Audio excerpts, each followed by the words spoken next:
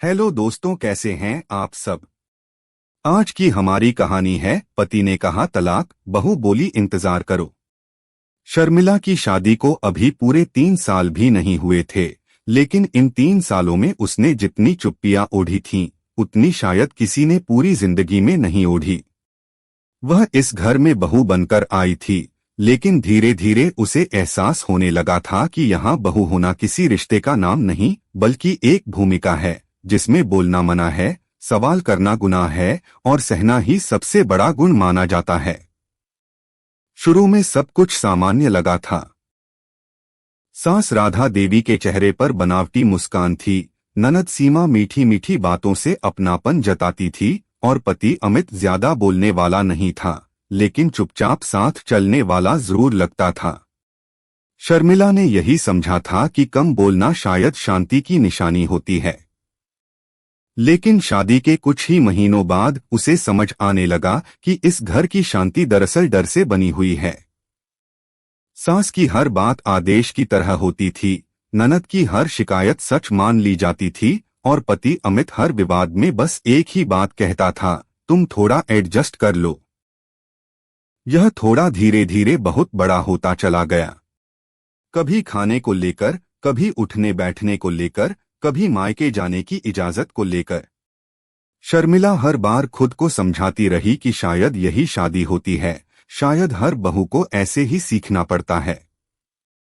सबसे ज्यादा तकलीफ उसे तब होती थी जब उस पर बिना बात के शक किया जाता। कभी कहा जाता कि वह ज्यादा फोन करती है, कभी ताना मारा जाता कि वह अपने मायके से ज्यादा जुड़ी हुई है। उसने कभी सफाई नहीं दी, क्योंकि उसे लगता था कि सफाई देना मतलब खुद को कटघरे में खड़ा करना। वह चुप रही हर बार। अमित भी यही चाहता था, घर में शांति बनी रहे, चाहे उस शांति की कीमत उसकी पत्नी की आवाज ही क्यों न हो। एक दिन सीमा ने पूरे घर के सामने यह कह दिया कि शर्मिला जानबूझकर घर के खर्चों में गड़बड़ी कर रही है। यह बात पूरी तरह झूठी थी, लेकिन राधा देवी ने बिना कुछ सुने उसे सच मान लिया। शर्मिला ने पहली बार धीमी आवाज में इतना ही कहा कि उसने ऐसा कुछ नहीं किया। उसी पल अमित ने उसे एक तरफ ले जाकर कहा कि वह घर में तमाशा न बनाए। उस दिन शर्मिला को पहली बार यह समझ आया कि उसका सच इस घर में बेकार है। वक्त बीतता गया और बातें बढ़ती गईं। अब ताने खुलेआम मिलने लगे थे। सास को उसकी चुप्पी कमजोरी लगने लगी थी और ननद को आदत हो गई थी हर बात का दोष उसी पर डालने की। अमित धीरे धीरे पत्नी से ज्यादा अपनी मां और बहन की बातों पर भरोसा करने लगा। वह यह नहीं समझ पाया कि दो लोगों के बीच की चुप्पी अगर लंबी हो जाए तो रिश्ता नहीं, दीवार बन जाती है। एक शाम की बात थी। बिना किसी बड़ी लड़ाई के, बिना किसी ऊंची आवाज के, अमित ने अचानक वही शब्द कह दिए जिनका डर शर्मिला को कब से था। उसने बहुत सामान्य लहजे में कहा कि अब यह रिश्ता नहीं चल सकता और तलाक ही सबसे सही रास्ता है। उस पल शर्मिला को लगा जैसे किसी ने उसके पैरों तले से जमीन खींच ली हो। न रोना निकला, न चीख, बस दिल में एक भारीपन उतर आया। राधा देवी ने भी उस फैसले का समर्थन किया। उन्होंने कहा कि ऐसी बहू से बेहतर है कि घर खाली रहे। सीमा के चेहरे पर अजीब सी संतुष्टि थी, जैसे कोई जंग जीत ली हो। सबको लग रहा था कि शर्मिला अब टूट जाएगी, गिड़गिड़ाएगी या रोते हुए मायके भाग जाएगी, लेकिन ऐसा कुछ नहीं हुआ। शर्मिला ने बहुत शांति से अमित की तरफ देखा और पहली बार उसकी आंखों में डर नहीं, बल्कि साफ साफ सोच दिखाई दी। उसने बस इतना कहा, तलाक देना है तो दे दीजिए, लेकिन थोड़ा इंतजार कीजिए। उसके इस एक वाक्य ने पूरे कमरे में अजीब सी खामोशी भर दी। किसी को समझ नहीं आया कि वह समय क्यों मांग रही है। सास को लगा यह कोई चाल है, ननद ने इसे ड्रामा समझा और अमित ने सोचा कि शायद शर्मिला अभी इस सच्चाई को स्वीकार नहीं कर पा रही है। लेकिन शर्मिला जानती थी कि यह इंतजार किस लिए है। वह भागना नहीं चाहती थी, न ही खुद को बेगुनाह साबित करने की भीख मांगना चाहती थी। वह सिर्फ इतना चाहती थी कि जब यह रिश्ता टूटे तो सच के साथ टूटे, आरोपों के साथ नहीं। उसने तय कर लिया था कि वह अब चुप नहीं रहेगी, लेकिन उसकी आवाज भी चीख नहीं होगी। वह समय ले रही थी, खुद को और हालात को समझने के लिए। उस रात वह देर तक सो नहीं पाई। उसकी आंखों के सामने पूरे 3 साल घूमते रहे, हर अपमान, हर ताना, हर समझौता। उसे एहसास हुआ कि अगर आज वह बिना कुछ कहे इस घर से निकल गई तो उसकी चुप्पी हमेशा के लिए उसकी पहचान बन जाएगी, और वह यह पहचान अब और नहीं ढो सकती थी। उसे नहीं पता था कि आगे क्या होगा, लेकिन इतना तय था कि यह इंतजार सिर्फ समय काटने के लिए नहीं था। यह इंतजार एक ऐसे सच का था जो सामने आते ही कई चेहरों से नकाब उतार देगा। और यही से उस कहानी की शुरुआत होती है जिसे सबने तलाक समझ लिया था, लेकिन असल में वह हिसाब का पहला कदम था। अगली सुबह शर्मिला ने घर छोड़ा नहीं, जैसे सबको उम्मीद थी। उसने अपना बिस्तर भी समेटा, न कोई बैग पैक किया और न ही मायके फोन किया। वह बिल्कुल सामान्य ढंग से उठी, रसोई में गई, चाय बनाई और अपने काम में लग गई, जैसे कल रात कुछ हुआ ही न हो। यही बात इस घर के लोगों को सबसे ज्यादा असहज कर रही थी। उन्हें उसकी टूटन चाहिए थी, उसका डर चाहिए था, ताकि वे अपने फैसले को सही ठहरा सकें। लेकिन शर्मिला का यह शांत व्यवहार उनके लिए सबसे बड़ा सवाल बन गया। राधा देवी को लगा कि शायद बहू अब भी उम्मीद लगाए बैठी है कि अमित अपना फैसला बदल लेगा। उन्होंने मन ही मन यह तय कर लिया कि उसे जल्दी से जल्दी इस भ्रम से बाहर निकालना जरूरी है। उन्होंने सीमा से कहा कि शर्मिला को साफ शब्दों में समझा दिया जाए कि अब इस घर में उसकी कोई जगह नहीं है। सीमा को यह मौका किसी जीत से कम नहीं लगा। उसने दिन भर बहू पर छोटी छोटी बातें थोपनी शुरू कर दी। कभी कहा कि उसने जानबूझकर सब्जी ज्यादा बना दी, कभी ताना मारा कि अब तो वैसे भी इसे यहाँ रहना नहीं है, फिर क्यों दिखावा कर रही है। लेकिन शर्मिला ने कोई जवाब नहीं दिया। वह हर ताने को ऐसे सुनती रही जैसे वह उसके लिए हो ही न।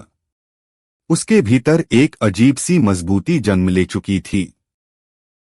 3 सालों की चुप्पी ने उसे बहुत कुछ सिखा दिया था। लोग कब झूठ बोलते हैं, कब डरते हैं और कब अपनी गलती छुपाने के लिए दूसरों पर इल्जाम डालते हैं। उसने इस घर में रहते हुए बहुत कुछ देखा था जो उसने कभी किसी से साझा नहीं किया था। अब वही बातें उसके इंतजार की वजह थीं। अमित खुद भी इस स्थिति से उलझन में था। उसे उम्मीद थी कि तलाक की बात सुनते ही शर्मिला रोएगी, मिन्नत करेगी या फिर मायके चली जाएगी। लेकिन उसका इस तरह सामान्य रहना उसे भीतर ही भीतर बेचैन कर रहा था। वह कई बार सोच चुका था कि उससे पूछे कि वह समय क्यों मांग रही है, लेकिन हर बार माँ और बहन की मौजूदगी उसे रोक देती थी। वह अभी भी यह मान रहा था कि गलती अगर किसी की है तो शर्मिला की ही होगी, क्योंकि घर में सब यही कह रहे थे। कुछ दिन बीते। इस बीच शर्मिला ने बहुत ध्यान से हर चीज को नोटिस करना शुरू किया। किस वक्त सीमा घर में नहीं होती, राधा देवी किन बातों पर सबसे ज्यादा भड़कती हैं और अमित किन मौकों पर चुप्पी ओढ़ लेता है। उसे याद आने लगा कि कैसे पिछले 1 साल से घर के पैसों में अक्सर गड़बड़ी होती रही थी और हर बार शक की सुई उसी पर आकर रुक जाती थी। उसने कभी हिसाब की कॉपी नहीं देखी थी, क्योंकि उसे कहा गया था कि बहू का इन सब बातों से क्या लेना देना। अब उसे समझ आने लगा था कि यही दूरी उसे दोषी बनाने का सबसे आसान तरीका थी। एक दिन जब राधा देवी और सीमा किसी रिश्तेदारी में गई हुई थीं, शर्मिला को पहली बार मौका मिला कि वह अलमारी में रखी पुरानी फाइलों को देख सके। वह चोरी करने नहीं बल्कि समझने आई थी। उसने देखा कि घर के खर्चों से जुड़ी कई रसीदें अधूरी थीं, कुछ पर तारीखें बदली हुई थीं और कुछ बिल ऐसे थे जिनका कोई मतलब ही नहीं बनता था। उसे तुरंत एहसास हो गया कि यहाँ सिर्फ घरेलू झगड़ा नहीं बल्कि एक सोची समझी कहानी चल रही थी जिसमें उसे मोहरा बनाया गया था। उस शाम उसने अमित से कोई बहस नहीं की, लेकिन उसके मन में एक सवाल बार बार उठता रहा, क्या अमित सच में अनजान है या फिर जानबूझकर अनदेखा कर रहा है। उसे याद आया कि कई बार अमित ने बिना देखे ही उस पर इल्जाम लगा दिया था, बस इसलिए कि माँ और बहन ने कहा था। यह सोचकर उसके मन में दुख से ज्यादा एक ठंडा सा यकीन बैठने लगा कि अगर आज वह चुप रही तो कल भी कोई उसके लिए खड़ा नहीं होगा। इंतजार का मतलब अब साफ होने लगा था। शर्मिला यह जानना चाहती थी कि इस घर में सच किस हद तक दबाया गया है और झूठ को किस हद तक पाला गया है। वह तलाक को रोकना नहीं चाहती थी, लेकिन वह यह भी नहीं चाहती थी कि तलाक की कहानी सिर्फ उसकी कमजोरी बनकर रह जाए। वह चाहती थी कि जब यह रिश्ता टूटे तो हर इंसान को अपनी भूमिका साफ साफ दिखाई दे। कुछ दिनों बाद सीमा ने खुलेआम कहना शुरू कर दिया कि शर्मिला जानबूझकर घर में रुककर माहौल खराब कर रही है। राधा देवी ने भी अमित पर दबाव डालना शुरू कर दिया कि वह जल्द से जल्द कानूनी प्रक्रिया शुरू करे। अमित ने एक वकील से बात की और तारीख तय करने की बात घर में बता दी। यह सुनकर सबको लगा कि अब शर्मिला का इंतजार खत्म हो जाएगा।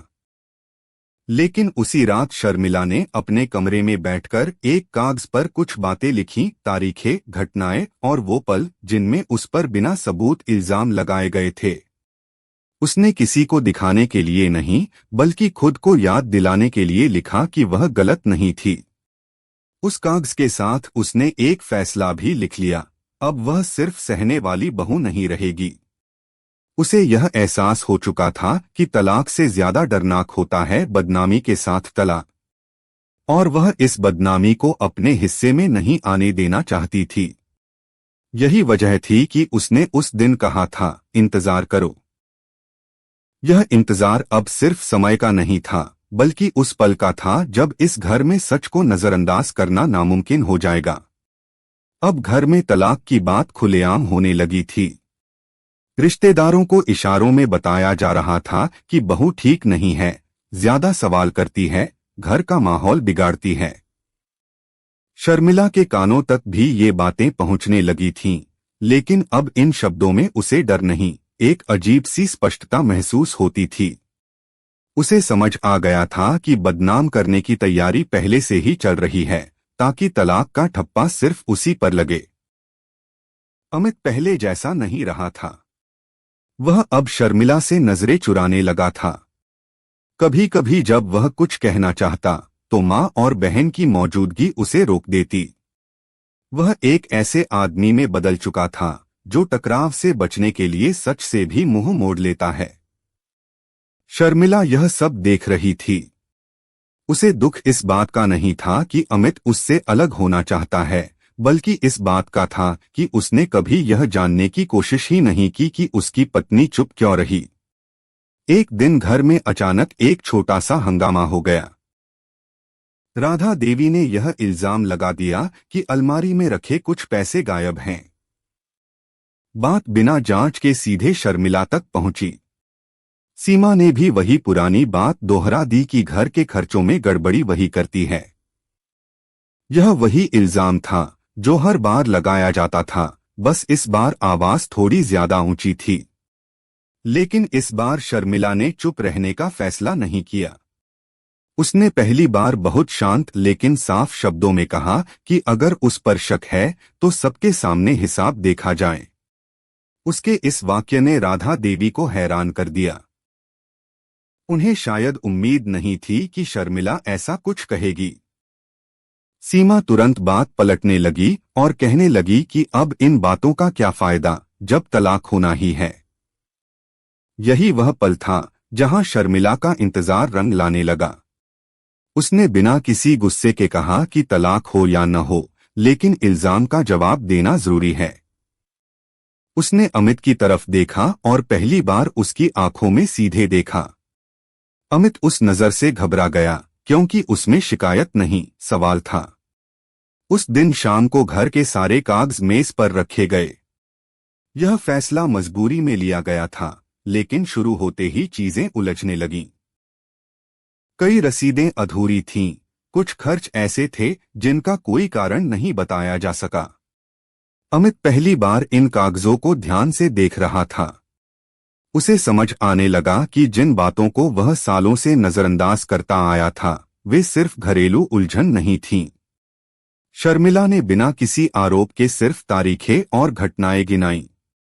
उसने बताया कि किस महीने उसे खर्च का जिम्मा नहीं दिया गया था और किस महीने उसी पर गड़बड़ी का इल्जाम लगा। उसने यह भी बताया कि कई बार उसे हिसाब देखने से रोका गया।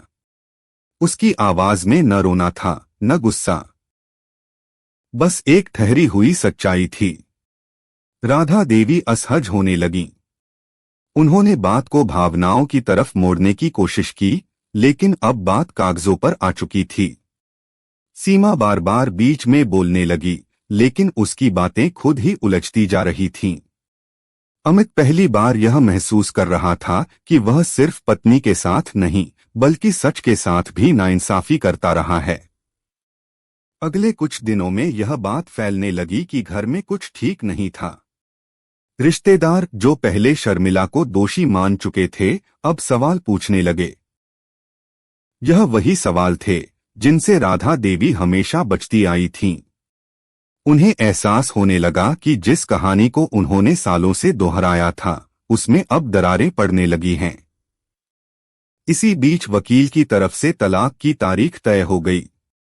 सबको लगा कि अब शर्मिला डर जाएगी, लेकिन उसके चेहरे पर कोई घबराहट नहीं थी।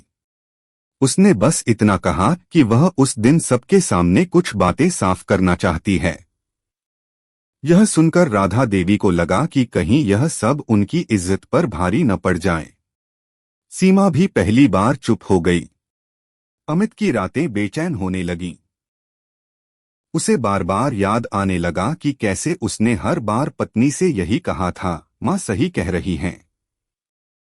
अब उसे समझ आने लगा था कि सही और आसान में फर्क होता है। वह खुद से सवाल करने लगा था कि अगर शर्मिला गलत थी तो वह इतने इत्मीनान से सबका सामना कैसे कर पा रही है। शर्मिला जानती थी कि सब कुछ अभी खत्म नहीं हुआ है, लेकिन उसे यह भी पता था कि अब कहानी सिर्फ उसकी नहीं रही। अब यह उस घर की कहानी बन चुकी थी जहां सच को दबाने की आदत थी और चुप्पी को दोष मान लिया गया था। उसका इंतजार अब उस दिन के लिए था जब हर इंसान को अपनी भूमिका खुद के सामने स्वीकार करनी पड़ेगी। तलाक की तारीख अब नजदीक थी। सब तैयार थे, कुछ अपने बचाव के लिए, कुछ अपनी जीत के लिए। लेकिन कोई यह नहीं समझ पा रहा था कि उस दिन फैसला सिर्फ रिश्ते का नहीं बल्कि सच्चाई का भी होने वाला है। तलाक की तारीख जिस दिन आई उस दिन शर्मिला ने पहली बार अपने चेहरे पर किसी तरह का डर महसूस नहीं किया। उसने वही सादा कपड़े पहने, न कोई सजावट न कोई बनावटी मजबूती। उसे आज खुद को साबित नहीं करना था बल्कि बस सच को उसकी जगह पर रख देना था। दूसरी तरफ राधा देवी और सीमा पूरी तैयारी के साथ आई थीं, कागजों से ज्यादा चेहरे की सख्ती के सहारे। अमित उनके बीच खड़ा था, लेकिन भीतर से वह अकेला था। अदालत में माहौल औपचारिक था, लेकिन हर इंसान अपने अपने डर के साथ मौजूद था। जब शर्मिला से कुछ कहने को कहा गया तो सबको उम्मीद थी कि वह भावनात्मक बातें करेगी, रोएगी या खुद को बेगुनाह बताएगी। लेकिन उसने ऐसा कुछ नहीं किया। उसने सिर्फ घटनाओं को रखा, तारीखों के साथ, हालात के साथ। उसने बताया कि कैसे उसे घर के हिसाब से दूर रखा गया और फिर उसी हिसाब का दोष उस पर मढ़ा गया। उसने यह भी साफ किया कि उसने तलाक रोका नहीं, सिर्फ इंतजार इसलिए मांगा ताकि सच बिना शोर के सामने आ सके। वकील ने जब कागजात पेश किए तो कई बातें पहली बार औपचारिक रूप से दर्ज हुईं। अधूरे बिल, बदली हुई तारीखें और वो खर्च जिनका कोई ठोस जवाब नहीं था। यह सब किसी आरोप की तरह नहीं बल्कि सवाल की तरह रखा गया था। राधा देवी की आवाज अब उतनी मजबूत नहीं रही। सीमा की बातों में वह आत्मविश्वास नहीं था जो घर के भीतर हुआ करता था। यह फर्क सिर्फ जगह का नहीं था बल्कि उस मंच का था जहां चुप्पी काम नहीं आती। अमित से जब सवाल किया गया तो वह पहली बार बिना मां और बहन की तरफ देखे बोला। उसने माना कि उसने कई बार बिना जांच के पत्नी पर भरोसा नहीं किया। यह स्वीकारोक्ति शर्मिला के लिए जीत नहीं थी, लेकिन एक संतुलन जरूर थी। उसे यह साबित करने की जरूरत नहीं थी कि वह सही है, बल्कि यह दिखाना था कि वह अकेली गलत नहीं थी। अदालत ने तलाक मंजूर कर लिया। यह फैसला किसी के लिए आश्चर्य नहीं था। फर्क सिर्फ इतना था कि अब तलाक एक बदनामी की कहानी नहीं रहा, बल्कि एक स्पष्ट अंत बन गया था।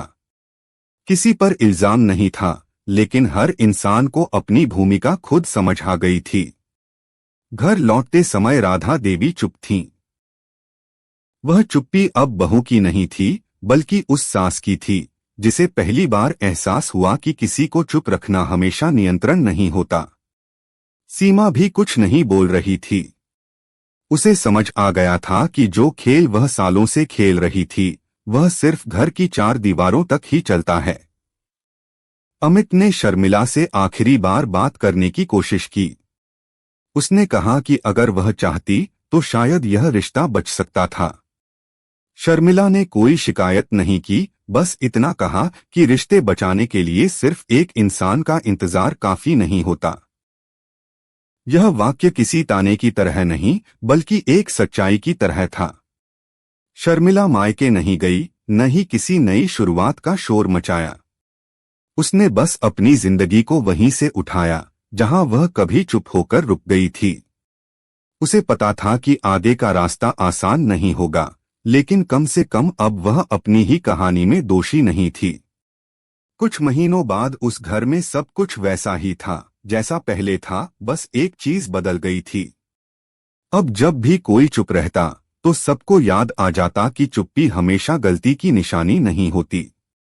कभी कभी वही चुप्पी सबसे बड़ा जवाब बन जाती है।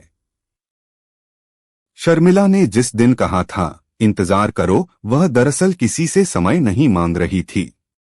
वह अपने सम्मान को आखिरी बार खुद के हाथों से रखने का वक्त मांग रही थी, और उसने वह वक्त ले लिया। धन्यवाद दोस्तों। अगर आपको कहानी अच्छी लगी हो तो चैनल को लाइक, शेयर और सब्सक्राइब करना न भूलें।